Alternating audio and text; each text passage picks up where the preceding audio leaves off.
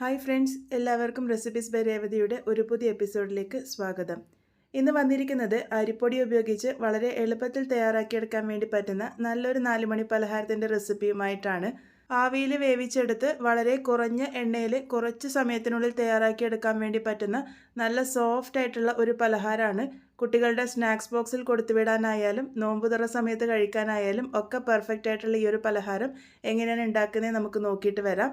അതിനായിട്ട് ആദ്യം തന്നെ ഞാനിവിടെ ഒരു പാനിലേക്ക് 1 കപ്പ് അളവ് വെള്ളമാണ് ഒഴിച്ചു കൊടുത്തിരിക്കുന്നത്. ഇതിൻ്റെ കൂടെ തന്നെ 1 ടീസ്പൂൺ അളവിൽ വെളിച്ചെണ്ണ ഒഴിച്ചു കൊടുത്തിട്ടുണ്ട്. വെളിച്ചെണ്ണയ്ക്ക് പകരം നിങ്ങൾക്ക് ഏത് ടൈപ്പ് ഓയിൽ വേണമെങ്കിലും ഉപയോഗിക്കാവുന്നതാണ്. ഇതിലേക്ക് 1/2 ടീസ്പൂൺ അളവിൽ ഉപ്പും കൂടെ ചേർത്തിട്ട് വെള്ളം ഒന്ന് തിളക്കാൻ വെച്ചിട്ടുണ്ട്. വെള്ളം ഒന്ന് തിളച്ച് വന്നതിന് ശേഷം ഇതിലേക്ക് 1 കപ്പ് അളവ് അരിപ്പൊടിയാണ് ചേർത്ത് കൊടുക്കുന്നത്. നല്ല ഫൈനായിട്ടുള്ള വറുത്ത അരിപ്പൊടിയാണ് ഞാനിവിടെ ചേർത്ത് കൊടുത്തിരിക്കുന്നത്. ഫ്ലെയിം ലോയിലാക്കിയതിന് ശേഷം ഇത് നല്ല പോലെ തന്നെ ഒന്ന് മിക്സ് ചെയ്തെടുക്കാം. 1 കപ്പ് അരിപ്പൊടിക്ക് 1 കപ്പ് വെള്ളം എന്ന് പറയുന്നത് പാകത്തിന് തന്നെയാണ് ഉണ്ടാകുക. ഇപ്പോൾ ഞാൻ നന്നായിട്ട് മിക്സ് ചെയ്തെടുത്തിട്ടുണ്ട്. അതിനുശേഷം ഫ്ലെയിം ഓഫാക്കിയിട്ട് ഇത് അടച്ച് വെച്ചിട്ട് ഒരു 5 മിനിറ്റ് നേരം ആ ഒരു രീതിക്ക് തന്നെ വയ്ക്കാം. 5 മിനിറ്റ് കഴിഞ്ഞതിന് ശേഷം നമുക്കിത് വേറൊരു പാത്രത്തിലേക്ക് മാറ്റി കൊടുക്കാം. ഇപ്പോൾ 5 മിനിറ്റോളം ഞാൻ വെച്ചിട്ടുണ്ട്. അതിനുശേഷം ഞാനിവിടെ വേറൊരു പാത്രത്തിലേക്ക് മാറ്റിയിട്ടുണ്ട്. ഇതിപ്പോഴും അല്പം ചൂടായിട്ട് തന്നെയാണ് ഇരിക്കുന്നത്. നമുക്ക് കൈ ഉപയോഗിച്ച് കുഴച്ചെടുക്കാൻ കുറച്ച് ബുദ്ധിമുട്ടാണ്. അപ്പോൾ അതിൻ്റെ ചൂടൊന്ന് ചെറുതായിട്ട് മാറി വന്നതിന് ശേഷം ഞാനിവിടെ നന്നായിട്ട് തന്നെ കുഴച്ചെടുക്കുന്നുണ്ട്. ഒരു 5 മിനിറ്റ് നേരത്തേക്ക് നല്ല പോലെ തന്നെ ഒന്ന് കുഴച്ചെടുക്കണം. എങ്കിൽ മാത്രമേ നമ്മളുടെ കൂട്ട് നല്ല സോഫ്റ്റ് ആയിട്ട് ഇരിക്കുകയുള്ളൂ. ഒട്ടും കട്ടകളില്ലാതെ നല്ല സോഫ്റ്റ് ആയിട്ടുള്ള കൂട്ട് ഞാനിവിടെ നീഡ് ചെയ്തെടുത്തിട്ടുണ്ട്. ഈ ഒരു രീതിക്ക് വേണം നമ്മളുടെ കൂട്ടിരിക്കാൻ വേണ്ടിയിട്ട്. തൊട്ട് നോക്കുമ്പോൾ നല്ല സോഫ്റ്റ് ആയിട്ട് ഇരിക്കണം. നിങ്ങൾക്ക് കാണുമ്പോൾ തന്നെ മനസ്സിലാവുന്നുണ്ടാവും നല്ല സോഫ്റ്റ് ആയിട്ടാണ് ഇരിക്കുന്നത്. ഇനി ഇതിൽ നിന്നും ഒരു ചെറിയ ഉരുള എടുത്തതിന് ശേഷം കൈ ഉപയോഗിച്ചത് ഇതുപോലെ ഒന്ന് പ്രസ് ചെയ്ത് കൊടുക്കുക. അതിനുശേഷം നമുക്ക് ഇതുപോലെ ഒരു പലകയിൽ വെച്ചിട്ട് ഇതൊന്ന് റോൾ ചെയ്തെടുക്കാം. നിങ്ങൾക്കിത് ഏത് ഷേപ്പിൽ വേണമെങ്കിലും തയ്യാറാക്കി എടുക്കാം. ഞാനിപ്പോൾ ഇവിടെ സിലിണ്ടറിക്കൽ ഷേപ്പിലാണ് തയ്യാറാക്കി എടുക്കുന്നത്. അപ്പോൾ ഈ ഒരു രീതിക്ക് ഒന്ന് റോൾ ചെയ്തതിന് ശേഷം ഇതുപോലെ ഒന്ന് കട്ട് ചെയ്ത് കൊടുക്കാം. ഇത് ഉണ്ടാക്കിയെടുക്കാനായാലും ഒരുപാട് ബുദ്ധിമുട്ടൊന്നുമില്ല. നമുക്ക് ഈസി ആയിട്ട് റോൾ ചെയ്തെടുക്കാൻ വേണ്ടി പറ്റും. ഒട്ടും തന്നെ പലകയിലൊന്നും പറ്റിപ്പിടിക്കൊന്നുമില്ല. ഇനി ഇത് ഏത് പാത്രത്തിലാണോ ആവി കയറ്റി എടുക്കാൻ വേണ്ടി പോകുന്നത് ആ ഒരു പാത്രം നല്ലപോലെ എണ്ണയൊന്ന് തടവി കൊടുക്കുക. അതിനുശേഷം നമ്മൾ തയ്യാറാക്കി വെച്ചിരിക്കുന്നത് ഇതിൻ്റെ മുകളിലേക്ക് ഇതുപോലെ ഒന്ന് നിരത്തിയിട്ട് കൊടുക്കുക. മുകളിലായിട്ട് ഇട്ടാലും ഒന്നും കുഴപ്പമൊന്നുമില്ല. നമ്മളിത് ആവി കയറ്റി എടുക്കാനാണ് പോകുന്നത്. അപ്പോൾ ഞാനിവിടെ സ്റ്റീമർ കുറച്ച് വെള്ളം ഒഴിച്ചിട്ട് നേരത്തെ ചൂടാക്കാൻ വേണ്ടി വെച്ചിരുന്നു. വെള്ളം നല്ലപോലെ തിളച്ചതിന് ശേഷം നമുക്ക് ഈ ഒരു പാത്രം ഇതിലേക്ക് ഇറക്കി വെച്ച് കൊടുക്കാം. അതിനുശേഷം ഹൈ ഫ്ലെയിമിൽ വെച്ചിട്ട് തന്നെ 10 മിനിറ്റ് നേരത്തേക്കാണ് നമ്മളിത് നല്ലപോലെ ആവി കയറ്റി എടുക്കേണ്ടത്. ഇപ്പോൾ 10 മിനിറ്റ് നേരം ആയിട്ടുണ്ട്. ഇത് നല്ല പോലെ തന്നെ വെന്ത് വന്നിട്ടുണ്ട്. ഇതിനി ഒന്ന് ചൂടാറാൻ വേണ്ടിയിട്ട് മാറ്റി വയ്ക്കാം. ഇനി ഇതിനായിട്ടുള്ള ഒരു മസാലയാണ് തയ്യാറാക്കി എടുക്കാൻ വേണ്ടി പോകുന്നത്. അതിന് വേണ്ടിയിട്ട് പാനിലേക്ക് ഏകദേശം 1 ടേബിൾ സ്പൂണോളം വെളിച്ചെണ്ണ ഒഴിച്ചു കൊടുത്തിട്ടുണ്ട്. എണ്ണയൊന്ന് ചൂടായി വരുമ്പോൾ ഇതിലേക്ക് 1 ടീസ്പൂൺ അളവിൽ വെളുത്ത എള്ളാണ് ചേർത്ത് കൊടുത്തിരിക്കുന്നത്.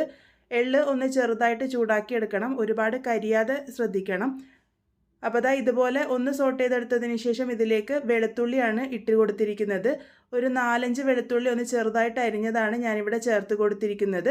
അതും ഒന്ന് ചെറുതായിട്ട് സോട്ട് ചെയ്തതിന് ശേഷം ഇതിൻ്റെ കൂടെ ഒരു ചെറിയ കഷ്ണം ഇഞ്ചി ചെറുതായിട്ട് അരിഞ്ഞതും കൂടെ ചേർത്ത് കൊടുത്തിട്ടുണ്ട്. എല്ലാം കൂടി നന്നായിട്ടൊന്ന് സോട്ട് ചെയ്യാം. അതിനുശേഷം ഞാനിതിലേക്ക് 2 പച്ചമുളക് ചെറുതായിട്ട് അരിഞ്ഞതാണ് ചേർത്ത് കൊടുത്തിരിക്കുന്നത്. ഈ ഒരു സോട്ടിംഗ് എല്ലാം ഞാൻ ചെയ്തിരിക്കുന്നത് ഹൈ ഫ്ലെയിമിൽ വെച്ചിട്ടാണ്. പച്ചമുളക് കൂടെ ചേർത്ത് കൊടുത്ത് ഞാനിവിടെ നന്നായിട്ട് സോട്ട് ചെയ്തെടുത്തിട്ടുണ്ട്. ഇനി ഇതിലേക്ക് ഉള്ളിയാണ് ചേർത്ത് കൊടുക്കുന്നത്. ഒരു ചെറിയ ഉള്ളി നല്ല കനം കുറച്ച് അരിഞ്ഞതാണ് ചേർത്ത് കൊടുത്തിരിക്കുന്നത്. ഇതും ഹൈ ഫ്ലെയിമിൽ വെച്ചിട്ട് ഒന്ന് ചെറുതായിട്ട് സോട്ട് ചെയ്തെടുക്കാം. ഈ ഒരു ഉള്ളിയൊന്നും അങ്ങനെ കളറൊന്നും മാറി ഒരുപാട് ബ്രൗൺ ഒന്നും ആവേണ്ട ആവശ്യമില്ല. ഒന്ന് ചെറുതായിട്ട് വാടി വന്നാൽ മാത്രം മതി. ആ ഒരു ഉള്ളിയുടെ ക്രഞ്ചിനെസ് ഒന്നും പോകാൻ പാടില്ല. അപ്പോൾ ഇതൊന്ന് സോട്ട് ചെയ്തെടുത്തിട്ടുണ്ട്. ഇനി ഇതിലേക്ക് ഞാനിവിടെ ക്യാപ്സിക്കാണ് ചേർത്ത് കൊടുക്കുന്നത്. ഒരു ചെറിയ ക്യാപ്സിക്കത്തിൻ്റെ പകുതി മാത്രമേ ഞാനിവിടെ ഇട്ട് കൊടുത്തിട്ടുള്ളൂ. അതും കൂടെ ചേർത്ത് ഒന്ന് നന്നായിട്ട് സോട്ട് ചെയ്തെടുക്കാം. ക്യാപ്സിക്കം ഇല്ലാന്നുണ്ടെങ്കിൽ ഒഴിവാക്കിയാലും കുഴപ്പമൊന്നുമില്ല. അപ്പോൾ ഇതും ഒന്ന് ചെറുതായിട്ട് വാടി വരുന്നവരെ മാത്രം ഒന്ന് സോട്ട് ചെയ്തെടുത്താൽ മതി. നേരത്തെ പറഞ്ഞതുപോലെ സോട്ടിംഗ് എല്ലാം ചെയ്തിരിക്കുന്നത് ഹൈ ഫ്ലെയിമിൽ വെച്ചിട്ടാണ്. ഇനി ഇതിലേക്ക് 1/2 കപ്പ് അളവ് വെള്ളം ചേർത്ത് കൊടുക്കാം. വെള്ളം ചേർത്ത് ഒന്ന് ഇളക്കി യോജിപ്പിച്ചതിന് ശേഷം നമുക്കിതിലേക്ക് സോസുകൾ ചേർക്കാം. ഞാനിപ്പോൾ ഇവിടെ 1.5 ടേബിൾ സ്പൂൺ അളവിൽ ഷേസ്വാൻ സോസ് ചേർത്തിട്ടുണ്ട്. ഇതില്ലാന്നുണ്ടെങ്കിൽ ഒരു തക്കാളിയും കുറച്ച് ഉണക്കമുളകും ഒന്ന് വെള്ളം ഒഴിച്ചിട്ട് വേവിച്ചതിന് ശേഷം ഒന്ന് നന്നായിട്ട് അരച്ചെടുത്താലും മതി. അപ്പോൾ ഞാനിപ്പോൾ ഇവിടെ ഷേസ്വാൻ സോസ് ചേർത്തിട്ട് നല്ലപോലെ ഒന്ന് മിക്സ് ചെയ്തെടുത്തിട്ടുണ്ട്. അതിനുശേഷം ഇതിലേക്ക് ചേർത്ത് കൊടുക്കുന്നത് ടൊമാറ്റോ സോസാണ്. ഞാനിവിടെ 1/2 ടേബിൾ സ്പൂൺ അളവിൽ ടൊമാറ്റോ സോസാണ് ചേർത്ത് കൊടുത്തിരിക്കുന്നത്. അതും കൂടെ ചേർത്ത് ഒന്ന് ഇളക്കി യോജിപ്പിച്ച് കൊടുത്തിട്ടുണ്ട്. പിന്നെ ഇതിലേക്ക് ചേർത്ത് കൊടുക്കുന്നത് സോയാ സോസാണ്.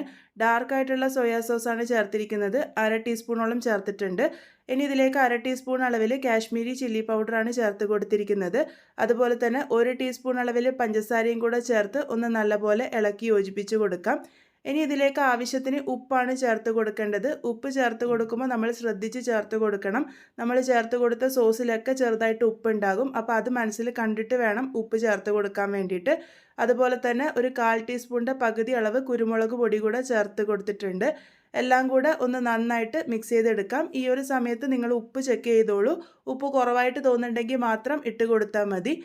ഇനി ഇതിലേക്ക് നേരത്തെ തയ്യാറാക്കി വെച്ചിരിക്കുന്ന അരിപ്പൊടിയുടെ അതിട്ട് കൊടുക്കാം. ഓരോന്നായിട്ട് ഇട്ട് കൊടുക്കുക. അഥവാ ഒട്ടിപ്പിടിച്ചിട്ടുണ്ടെങ്കിൽ ഒന്ന് ചെറുതായിട്ട് വിടിയിച്ചിട്ട് വേണം ഇട്ട് കൊടുക്കാൻ വേണ്ടിയിട്ട്. ഇനി ഇതാ ഒരു സോസിൽ നല്ലപോലെ ഒന്ന് വേവിച്ചെടുക്കണം. ഒരു 2 മിനിറ്റ് നേരത്തേക്ക് ഒന്ന് കുക്ക് ചെയ്തെടുത്താൽ മതി. ഞാനിവിടെ ലോ ഫ്ലെയിമിൽ വെച്ചിട്ടാണ് ഇതൊന്ന് കുക്ക് ചെയ്തെടുക്കുന്നത്. അപ്പോൾ ആ ഒരു ഗ്രേവിയൊക്കെ ഒന്ന് തിക്കായി വന്ന് ഒന്ന് എല്ലാം കൂടെ യോജിച്ച് വരണം. അത്ര മാത്രമേ ഉള്ളൂ. ഇതിപ്പോൾ പാകത്തിന് റെഡി ആയിട്ടുണ്ട്. നമ്മളുടെ ഗ്രേവിയൊക്കെ നല്ല തിക്കായിട്ട് വന്നിട്ടുണ്ട്. അതുപോലെ തന്നെ ഒരു 2 മിനിറ്റ് നേരത്തോളം ഞാനിവിടെ സോട്ട് ചെയ്തെടുത്തിട്ടുണ്ട്.